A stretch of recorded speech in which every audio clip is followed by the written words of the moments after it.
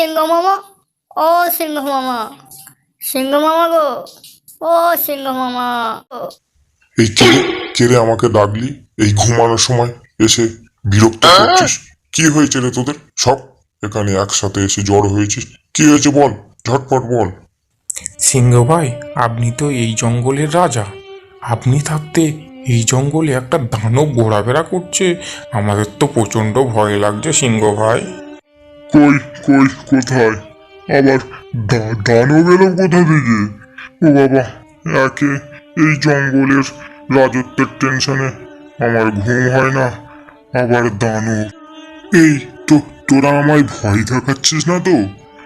আমার দেখ, একে সবাই ভীতু সিংহ বলেই ডাকে, আমাকে কি আর কেউ রাজা বলে? আমি তো পড়ে ঘুমাই রে। আরে সিংহ মামা, আপনি ভয় পাচ্ছেন কেন? আপনি তো এই জঙ্গলের রাজা, আপনি ভয় পেলে হবে? আর আপনি যদি ভয় পান, আমরা কোথায় যাব বলো? যাক, বাঁচা গেল।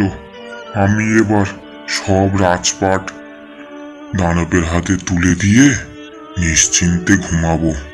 যাই হোক, দানব বলে কথা। অমন করে বলবেন না ভাইয়া, আপনি তো বড় ভীতু মানুষ। আপনি এই জঙ্গলের রাজা হয়ে এত ভয় পেলে কি করে হবে বলুন? আরে একবার চলুন না সিংহ ভাই, দেখেই আসা যাক ও বেটার মতলব কি আর কি উদ্দেশ্যে জঙ্গলে এসছে। দেখি, চলো সবাই মিলে যাই। আরে মেলা ফ্যাচ ফ্যাচ করিস না তো। একে দানবের কথা শুনে আমার গা যেন কেমন সিঁড়িয়ে এলো। আর এরা বলে নাকি ওর সামনে যেতে। কি যে বলিস!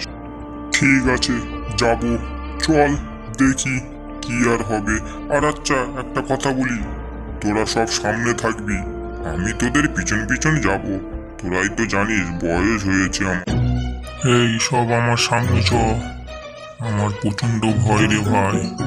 সবাই সামনে থাকবি, কেউ পিছন হাঁটবি না।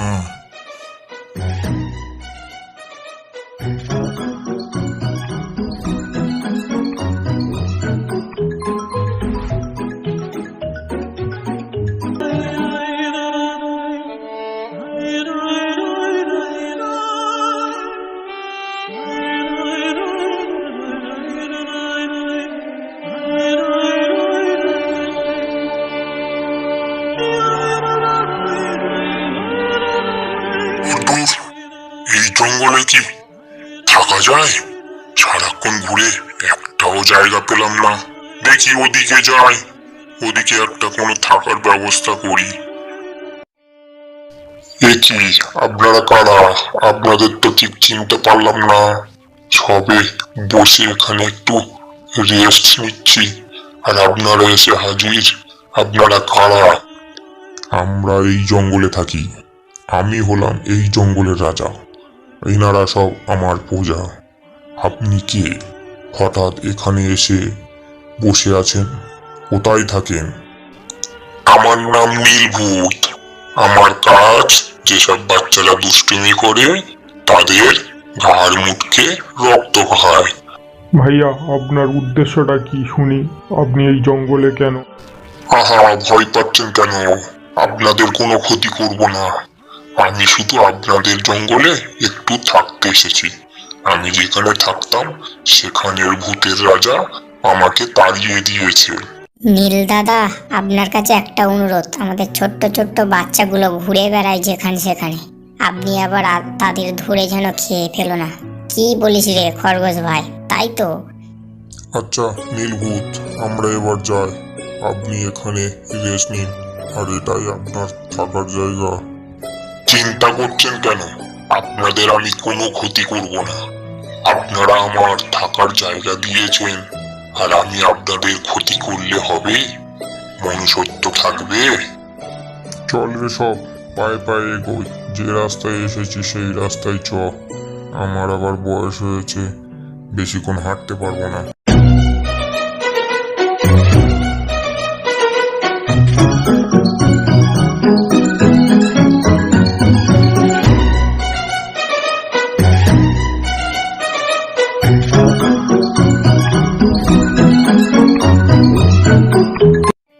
কি সিংহ সিংহ মামা শুধু শুধু ভয় পাচ্ছিলে। উনি তো ভালোই রাক্ষস, উনি কারোর ক্ষতি করে না। আর আপনি বনের রাজা হয়ে শুধুই খামোকা ভয় পাচ্ছ। না, ভয় পাবো না। ও রূপখানা দেখেছিস কেমন বিদঘুটে দেখতে। আচ্ছা, তোদের বলি, ওকে একটু চোখে চোখে রাখবি। আমার বাবা আবার ভয় করে প্রচন্ড। তোরা এখন সবাই যা, ওকে চোখে চোখে রাখবি। আমি আবার যাই। তোরা কাঁচা ঘুমটা ভাঙিয়ে দিলি, একটু ঘুমাই গিয়ে, অন্যথা আবার গাটা যেন লস হয়ে পড়ে। এই ঘটনার পর থেকে নীল রঙের রাক্ষস ও পশুরা মিলেমিশে জঙ্গলে থাকে।